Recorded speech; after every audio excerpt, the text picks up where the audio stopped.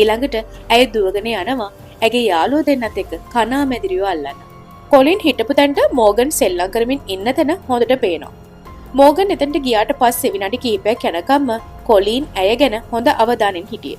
හැබැයි ඇය දිහා බලාගෙන හිටපු කොලින්ගේ ඇස් දෙක එකපාරටම පිට්ටනිය දිහාවට යොමු වුණේ දැන් මැච් එක යන්නේ අවසාන හරිය හින්දා. කොහොම හරි මේ විදිහට විනාඩි ගෙවෙනවා. රාත්‍රී 10:45ට විතර කොලින් දකිනවා මෝගන් එක්ක ගිය අර ළමයි දෙන්නා hina වෙමින් ඕන් පැත්තට දුවගෙන එන විදිය. නමුත් එතන මෝගන් හිටියේ නැහැ. ඒක දැකලා කලබල වෙන කොලින් අහනවා කෝ මෝගන් කියලා.